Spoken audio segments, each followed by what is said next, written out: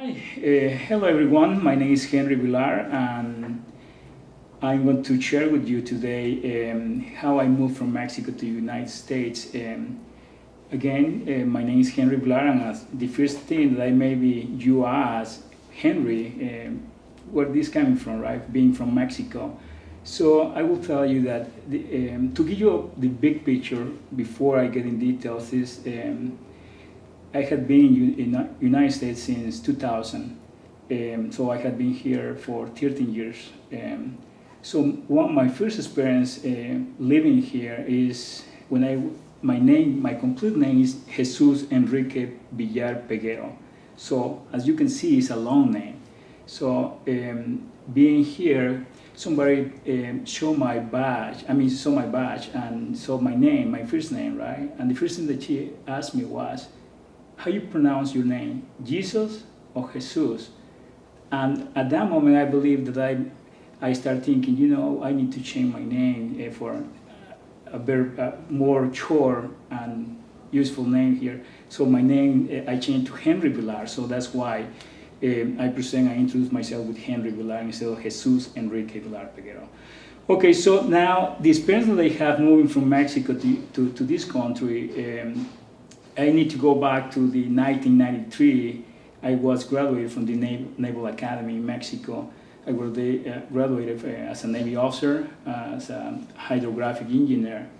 The first assignment that I had in Mexico was in the Acapulco Navy base. So I went to the Navy base in that area. It's a touristic area. Everybody knows Acapulco, right? So I met, right there, I met my wife. She's an American woman. She was on vacation. We become boyfriend and girlfriend.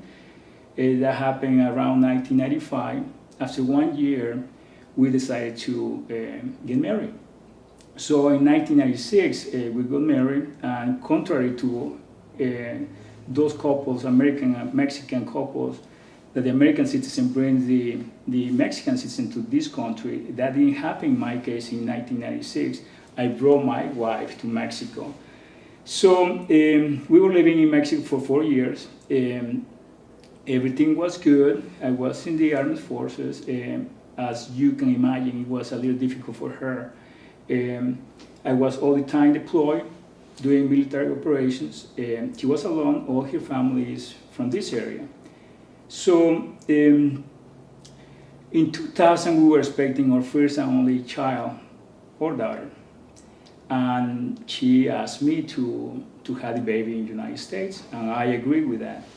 So she moved to here, to this area, and I stayed right there in Mexico. So when she was born, I asked, the idea was, okay, you had the baby in US, you go back to Mexico. That didn't happen. For the reasons that I will share with you, my daughter was born with some digestive problems. She was lactose intolerance, so she needed to visit the Stanford doctor on a weekly basis. So when she was born, practically she stayed here. I was in Mexico, and the calls, you can imagine, the first 3 months when she was born, the calls during the night, my wife was just crying all the time. To make the long story short, I have to make a decision at that time, in 2000, to follow my career path. Everything that was in Mexico, my extended family, brothers and sisters, parents, or following my new family, my wife and my daughter. So the decision was to follow my wife and daughter. So in 2000, I moved to US. As you can imagine, it was difficult. It was difficult. Why? Because, as I explained, being a Navy officer, having a rank in the armed forces, being an engineer in Mexico, you have everything. Everybody knows you. You have the respect. You move to this country or a different country. Nobody knows you. Moving from a military life to a civilian life. Moving from a Spanish-speaking society to an English language, and different culture, from Mexico to US, different culture. So it was difficult. You can imagine the first 3 months I was looking for a job. And again, right there in Mexico, I remember I was an instructor in that Naval Academy, getting in the classroom, all the cadets rise, salute, coming to US, you just walking in the street, nobody knows you. So it was shocking. It was shocking, but I can tell you that with the help of God first, the help of my wife second, the help of education, because I went back to the university where I completed another bachelor's degree in computer science and a master's degree in computer science.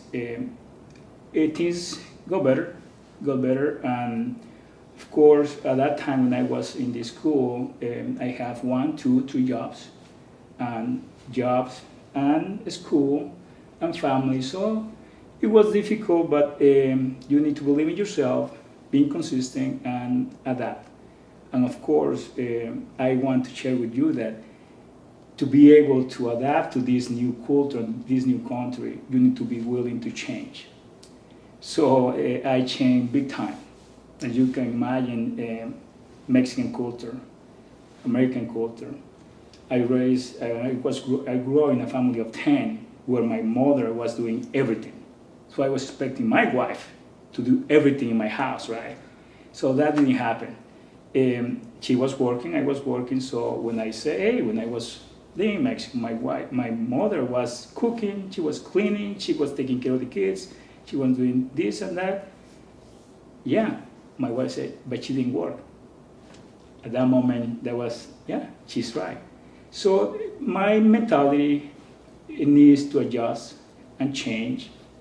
Of course, now I do in dishes in the dishwasher, I throw in the garbage, I help with my daughter, and all those things, right?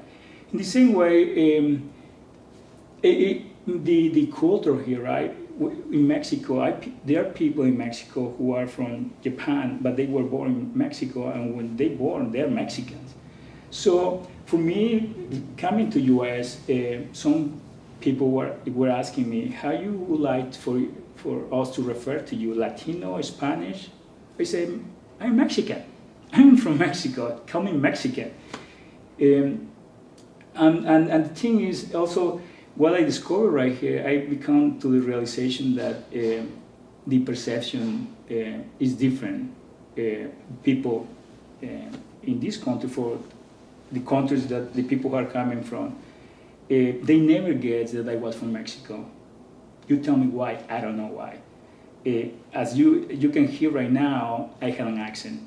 They discovered that I was from another country, but they didn't know what country I was coming from. They were asking me, you have an accent, and your accent is exotic. I like that when they call me exotic accent, right? Where are you from? From Spain? From South America? No, I'm from Mexico. And right there I discovered that there is a different perception from people. They didn't expect for me to be a Mexican.